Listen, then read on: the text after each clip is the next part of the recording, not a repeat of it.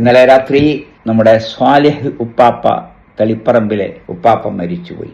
ക്രിസ്ത്യാനിയായിരുന്നു, ഹിന്ദുവായി, സന്യാസിയായി, സന്യാസി മഠമുണ്ടാക്കി. അങ്ങനെ ഒരുപാട് അനുയായികൾ ഉണ്ടായിരുന്നു.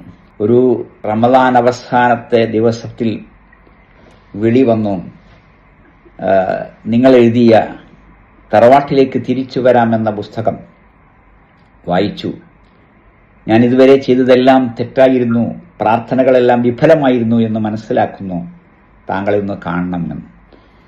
അങ്ങനെ റമദാൻ പെരുന്നാളിൻ്റെ തലേന്ന് രാവിലെ അദ്ദേഹത്തിൻ്റെ മഠത്തിലെത്തി, സംസാരിച്ചു, കെലിമ ചൊല്ലിക്കൊടുത്തു. അവിടെ ഉണ്ടായിരുന്ന ബിംബങ്ങളും ഫോട്ടോകളുമെല്ലാം എടുത്തു മാറ്റി അവിടെ വേണ്ട കാര്യങ്ങളെല്ലാം ചെയ്തു.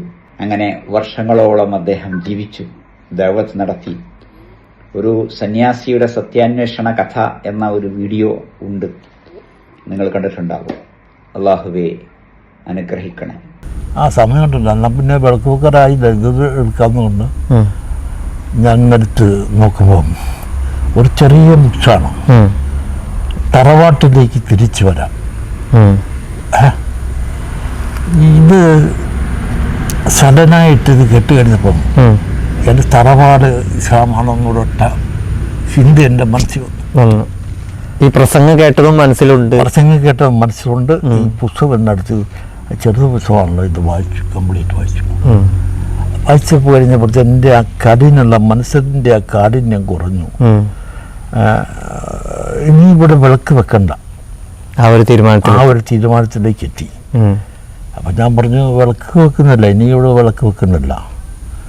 അപ്പോൾ സ്വാമി എന്നാ വിളക്ക് വെക്കുന്നില്ല? ഞാൻ പറഞ്ഞു, ഇനി വിളക്ക് വെക്കുന്നില്ല ഇവിടെ. ഇതിൻ്റെ കാഠിന്യമൊന്നും ഞാൻ ചിന്തിക്കുന്നില്ല. ഭാര്യം ചോദിച്ചു, ഇല്ലെന്നോ.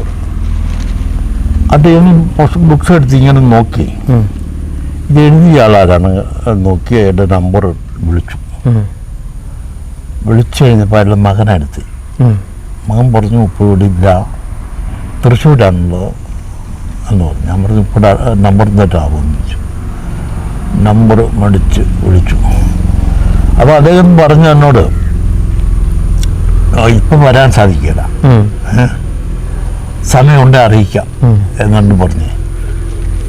അപ്പോൾ എൻ്റെ മനസ്സിന് പിന്നെ ഒരു ദാഹം മതി, വരും എന്നുള്ള ആഗ്രഹം തോന്നി. ഒരു 3 മിനിറ്റ് കഴിഞ്ഞപ്പോൾ ഞാൻ ഇവിടുന്ന് പുറപ്പെട്ടു എന്ന് പറഞ്ഞത്. ഒരു 3 മിനിറ്റ് 4 മിനിറ്റ് കൂടുതലായിട്ടില്ല. പുറപ്പെട്ടു. ഓരോ സ്ഥലങ്ങളിൽ വരുമ്പോൾ ഇന്നടത്തെത്തി എന്നോട് പറഞ്ഞുകൊണ്ട്.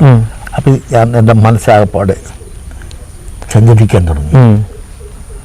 അങ്ങനെ വെളുപ്പിന് സുബഹി നിസ്കാരത്തിൻ്റെ സമയം ആയപ്പോൾ വൈകിട്ട് വിളിച്ചിട്ട് അൽഹംദുലില്ലാ. ഗേറ്റ് തുറന്നു, വണ്ടി നിർത്തി, ഒരു ഇന്നോവയാണ് അവിടെ നിർത്തി. 2 ചെറുപ്പക്കാർ, എത്രയുള്ള 2 ചെറുപ്പം, അങ്ങേറ്റത്തിരിക്കുന്ന 2 അതേമാതിരിയുള്ള 2 ചെറുപ്പക്കാരായിരുന്നു.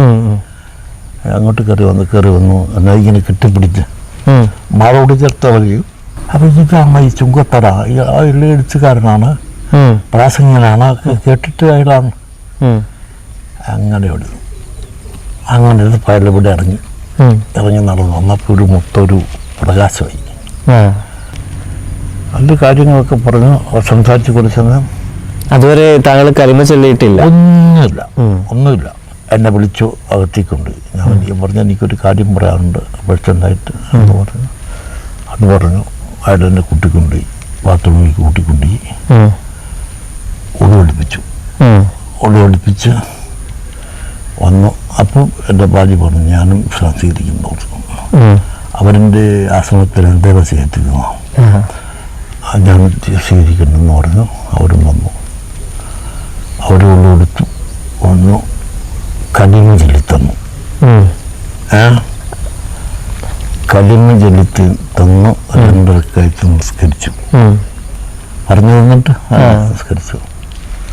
വന്നു കാര്യം പറഞ്ഞു. അതിന് പറയാൻ അദ്ദേഹം ഒരു 6:30 തിരിച്ചുപോയി. എന്നോട് പറഞ്ഞു, പോകുന്ന മുമ്പായിട്ട് എന്നോട് പറഞ്ഞു, വരുന്ന ബുധനാഴ്ച ഞാൻ വണ്ടി അയക്കും, അതിന് പോരണം എന്ന് പറഞ്ഞിട്ട് വിട്ടു. അവിടുന്ന് ആയിക്കോട്ടെ. പക്ഷെ അദ്ദേഹം എന്തോ പോയ വഴിക്ക് അദ്ദേഹത്തിൻ്റെ പരിചയക്കാർ തലപ്പുറമ്പുണ്ട്, അവരെയൊക്കെ പറഞ്ഞേൽപ്പിച്ചാണ് പോയത്. എൻ്റെ കാര്യം എൻ്റെ മോന് നേരം വെളുക്കപ്പെടുത്തിക്കാൻ ഇവിടെ മുസ്ലിങ്ങളെ കൊണ്ട് നിറഞ്ഞു. ആര് പറഞ്ഞു എന്ത് പറഞ്ഞെന്നറിയില്ല. ഈ പ്രദേശങ്ങളിലുള്ള മുസ്ലിംസ്, ഒരു തലപ്പുറമ്പുള്ള മുസ്ലിംസ് അനവധി ആൾ വന്നു. അതിലൊരു ചെറുപ്പക്കാരൻ എൻ്റെ കൂടെ 3-4 ദിവസം കൂടി താമസിച്ചു. അങ്ങനെ പിറ്റേന്ന് മുതൽ യാത്ര തന്നെ. അത് ഞാൻ എന്തിനു വേണ്ടി വിനിയോഗിച്ചെന്ന് വെച്ചാൽ ഇസ്ലാമിനെ പറ്റി പഠിക്കാനും ഉള്ള ഒരു ഇങ്ങനെ ഒരു ചാൻസ് അള്ളാഹു നമുക്ക് നൽകി. തറവാട്ടിലേക്ക് തിരിച്ചു വരാമെന്ന പുസ്തകം വായിച്ച് അദ്ദേഹത്തിന് മാനസാന്തരം വന്നു.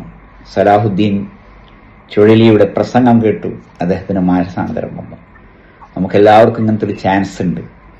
അതുകൊണ്ട് ഏറ്റവും വലിയ സമ്പത്ത് ഇതാണ്.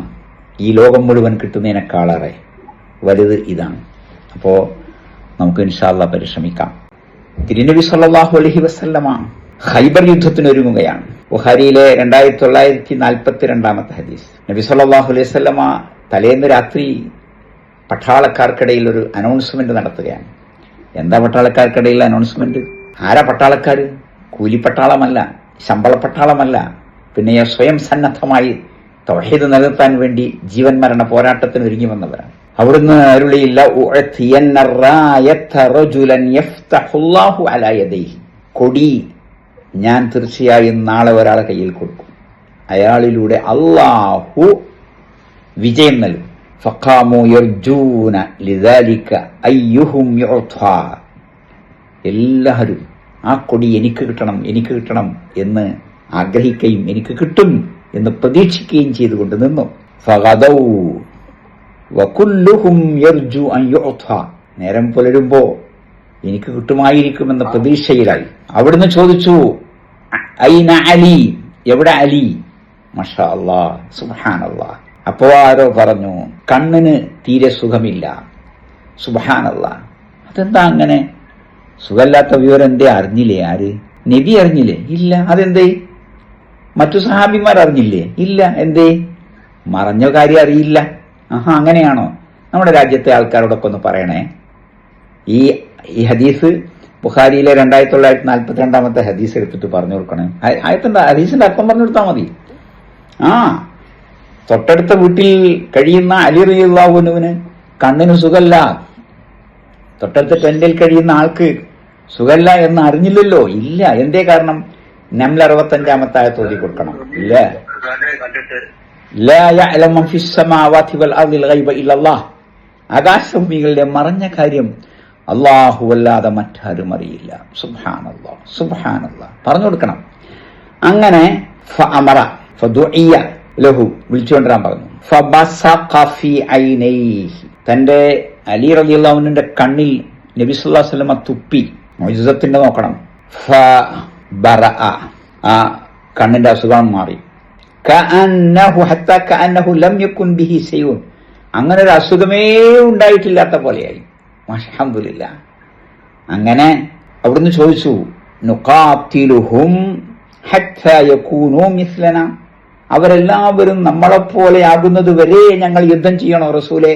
അപ്പൊ നബി സല്ലല്ലാഹു അലൈഹി വസല്ലം പറഞ്ഞു, അലാ റിസ്ലിക്, സാവകാശം, അങ്ങനെ പോവല്ലേ, അങ്ങനെ പോവല്ലേ. ഹത്താ തൻസില ബിസാഹതിഹിം, ഖൈബറിൽ ഇറങ്ങണം, ഖൈബറിൽ ചെല്ലണം. സുമ്മ ദുഉഹും മിനൽ ഇസ്ലാം, ആദ്യം അവരോട് ഇസ്ലാമിലേക്ക് ക്ഷണിക്കണം. ഈ പ്രപഞ്ചത്തിന്റെ സൃഷ്ടാവിനെ ആരാധിക്കുന്ന കാര്യം, മറ്റു കാര്യങ്ങളെല്ലാം പറഞ്ഞു കൊടുക്കണം. ചെലടാ കലീമ, മുസ്ലിമാക് എന്ന് കൽപ്പിക്കുകയല്ല, പിന്നെയോ ഇസ്ലാമിലേക്ക് ക്ഷണിക്കണം. അപ്പൊ ഇസ്ലാം അതെന്താ? അത് പറഞ്ഞു കൊടുക്കണ്ടേ? വേണം. പ്രപഞ്ചത്തിന്റെ സൃഷ്ടാവ്, ഹിന്ദുവിനെ, മുസ്ലിമിനെ, ക്രിസ്ത്യാനിയെ, ബൗദ്ധനെ, ജൂതനെ, ജൈനനെ, ഈശ്വരവിശ്വാസിയെ, നിരീശ്വരവാദിയെ എല്ലാം പടച്ച സൃഷ്ടാവ് പറഞ്ഞു കൊടുക്കണം, അല്ലെ? എന്നിട്ട് റസൂലുള്ളാഹി സ്വല്ലല്ലാഹു അലൈഹി വസല്ലം പറയുന്നു, വഅഖ്ബിറുഹും ബിമാ യജിബു അലൈഹിം, പിന്നെ എന്തൊക്കെയാണ് നിർബന്ധമായ കാര്യങ്ങൾ, നിസ്കാരം, സക്കാത്ത്, നോമ്പ്, ഹജ്ജ്, ആരാധനകൾ, അതൊക്കെ പറഞ്ഞു കൊടുക്കുക.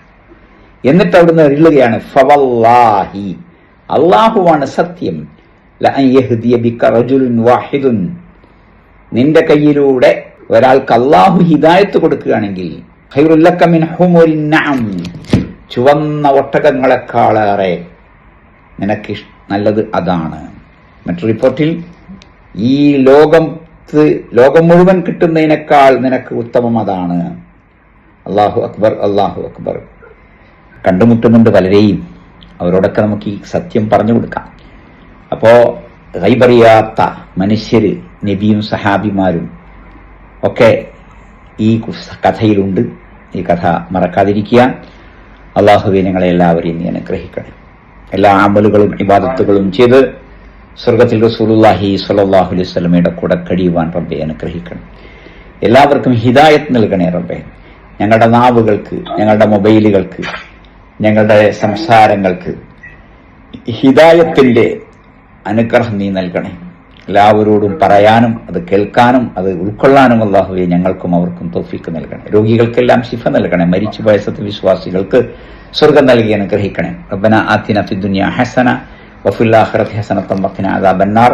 വൽഹംദുലില്ലാഹി റബ്ബിൽ ആലമീൻ വസല്ലല്ലാഹു അലാ ഖാതമിൽ അംബിയാഇ വൽ മുർസലീൻ. അസ്സലാമു അലൈക്കും വറഹ്മത്തുള്ളാഹി വബറകാതുഹു.